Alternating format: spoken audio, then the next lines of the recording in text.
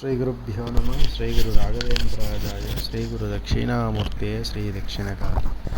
మిథున లగ్నానికి యోగకారకులు ఎవరు అనే విషయం గురించి ఈరోజు చూద్దాం. లగ్న చతుర్థాధిపతి బుధుడు, ద్వితీయాధిపతి చంద్రుడు, తృతీయాధిపతి రవి, పంచమ యవ్యాధిపతి శుక్రుడు, షష్టాధిపతి బాధకాధిపతి కుజుడు, సప్తమ దశమాధిపతి గురువు, అష్టమ నవమాధిపతి శని. రాహుకేతులు వారి యొక్క స్థానాన్ని బట్టి, వారు ఉన్న నక్షత్రాన్ని బట్టి మన యోగాన్ని చెప్పవలసి ఉంటుంది. ఈ లగ్నానికి బుధ శుక్ర శని రాహు యోగాన్ని ఇస్తారు. శుక్రుడు యవయస్థానానికి అధిపతి అవటం వలన శుక్రుడు ఉన్న నక్షత్రము స్థితి స్థానాన్ని బట్టి బాగా పరిశీలించి మనం చెప్పవలసి ఉంటుంది. అదేవిధంగా రాహుకేతులను కూడా అంతే. కుజుడు ఈ లగ్నానికి అంత యోగాన్ని ఇవ్వడు. రోగము, కోర్టు కేసులు, గొడవలు, రక్త సంబంధం వాళ్లతో ఇబ్బంది కలగడము, ఓపెన్ ల్యాండ్స్ మీద పెట్టుబడులు పెట్టడము చెయ్యకూడదు. ఈయన ఉన్న నక్షత్ర స్థానాన్ని బాగా పరిశీలించి మనము కుజుడు యోగాన్ని ఇస్తాడా లేదా అని చెప్పవలసి ఉంటుంది. ఎందుకంటే కొన్ని జాతకాలలో కుజుడు కూడా వీళ్ళకి యోగాన్ని ఇవ్వటం అనేది జరిగినవి. కావున ఏ జాతకాన్నైనా బాగా పరిశీలించవలసి ఉంటుంది. సప్తమాధిపతి గురువు కావటము,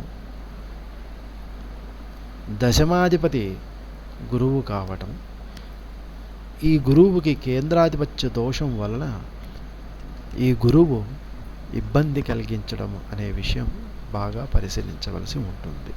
ఎందుకనగా వివాహ విషయంలో 2 వివాహాలు జరగడము కానీ లేదా వివాహ బంధంలో ఇబ్బందులు కలగడము కానీ జరగవచ్చు.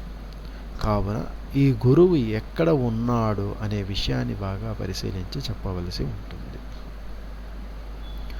బుధుడు ఈ లగ్నానికి లగ్న చతుర్థాధిపతి అవడం వలన ఈ లగ్నం వారు తెలివితేటలు చాలా ఎక్కువగా ఉంటాయి. వాక్చాతుర్యము, వాక్ తీయగా ఉండడం, తీయగా మాట్లాడడం, జ్యోతిష్యం మీద మంచి అవగాహన ఉండడం, మరియు ఈ లగ్నంలో వారు కూడా జ్యోతిష్యులు అవటానికి ఛాన్సెస్ ఎక్కువగా ఉన్నాయి. శ్రద్ధ కలిగి జ్యోతిష్యం నేర్చుకోవాలని తపన కూడా ఎక్కువగా ఉంటుంది.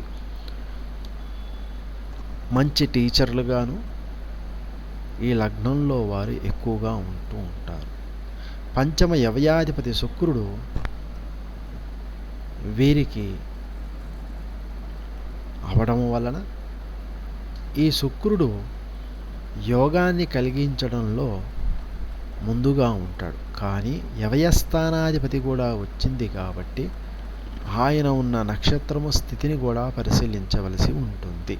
కావున పంచమ స్థానానికి పోర్ట్ఫోలియో రావటం వలన వీరు ఎక్కువగా అమ్మవారి యొక్క ఆరాధన పూజ చేసుకోవటం వలన బాగా కలిసి వస్తుంది.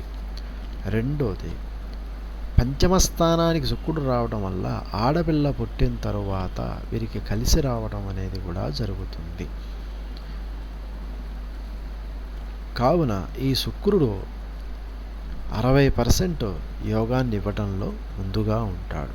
40% యోగాన్ని ఇవ్వకపోవచ్చు. అది కూడా బాగా పరిశీలించవలసి ఉంటుంది.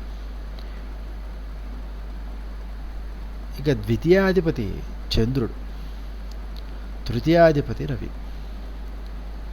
వీరు అంతగా యోగాన్ని ఇవ్వరు. కావున రాహువు యోగాన్ని ఇస్తాడు ఈ లగ్నానికి. కానీ ఆయన ఉన్న నక్షత్ర స్థితిని బాగా పరిశీలించడం వలన యోగమా అవయోగమా అని చెప్పవలసి ఉంటుంది. ఏ లగ్నం వారికైనా ముందుగా ఈ యోగాధిపతులు అయినప్పటికీ ఆ లగ్నానికి యోగాన్ని ఇస్తారు అని మనం చెప్పడము అనేది బాగా పరిశీలించాలి. ఎందుకంటే ప్రతి జాతకము కూడా ఆ లగ్నము మిథున లగ్నం అయినది అనగానే ఈ యోగాధిపతులు ఎవరైతే చెప్పారో వాళ్ళు యోగాన్ని ఇస్తారని చెప్పడానికి మనం చాలా జాగ్రత్తగా చూడవలసి ఉంటుంది. ప్రతి జాతకానికి కూడా నక్షత్ర స్థితిని వారు కూర్చున్న స్థానాన్ని పరిశీలించవలసి ఉంటుంది. కావున ఈ లగ్నానికి ఈ యోగకారకులు యోగాన్ని ఇచ్చేస్తారు అని మనం చూడకుండా చెప్పలేము. కాబట్టి ప్రతి ఒక్క మనిషి యొక్క ప్రతి జాతకాన్ని ఎవరికి వారికే విడివిడిగా చూసి మనం చెప్పవలసి ఉంటుంది. ఎందుకనగా జ్యోతిష్యం నిగూఢం రహస్యం అనంతం. శాస్త్రం తెలుసుట కన్నా అర్థం అవ్వడం అనేది చాలా ముఖ్యం. స్వస్తి.